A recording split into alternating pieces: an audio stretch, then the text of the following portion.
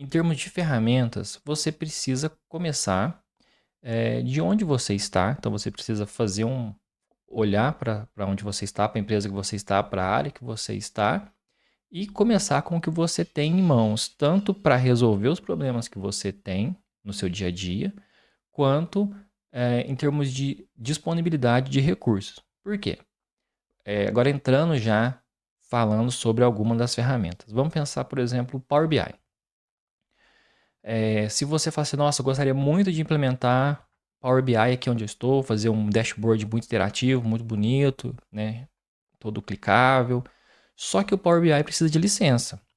Então, ele precisa de licença para o usuário que vai criar o Power BI e para o usuário que vai consumir o Power BI, as informações. Então, por exemplo, se a sua empresa não for pagar essa licença para você, você vai ter que pagar. E se o usuário lá na outra ponta não tiver essa licença também, você não vai conseguir que ele enxergue essa informação.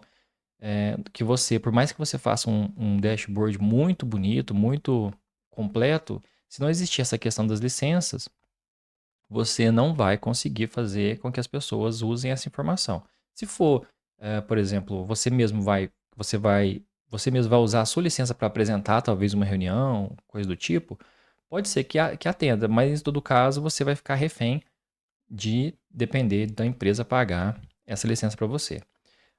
Aí existe uma outra versão, por exemplo, que é o Looker Studio, que você pode usar ele gratuitamente do Google até uma certa limitação.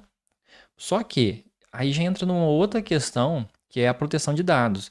Então, para você usar o Looker Studio com dados da empresa que você está, você precisa ter certeza que você pode pegar esses dados da sua empresa e colocar ele numa plataforma da nuvem, né? No caso, se não, se os dados da empresa estiverem, por exemplo, em computadores locais, você vai precisar subir isso para um Google Drive ou para um BigQuery, ou então, por exemplo, você vai precisar subir isso, né? Google Drive para uma planilha do Google Sheets, e isso envolve eh, proteção de dados. Então, por exemplo, talvez se você fizer isso sem autorização explícita da empresa, do gestor, do seu gestor, da liderança, da diretoria, pode gerar um problema maior para você.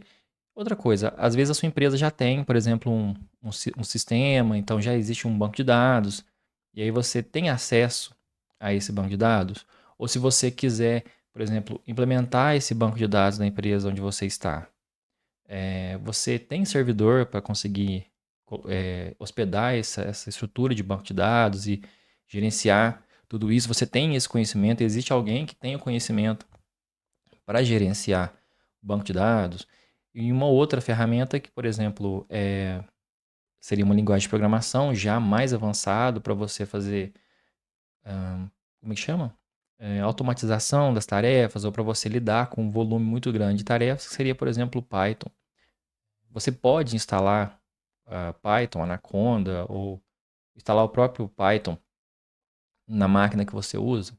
Existe essa autorização, você precisa que alguém, por exemplo, o pessoal de TI instale para você, a empresa permite que você use esse tipo de ferramenta nos equipamentos dela, se os equipamentos forem fornecidos para você. Então, tudo isso envolve, né, são questões que você precisa levantar para começar a definir qual a ferramenta que você deve usar para começar essa sua jornada na área de dados,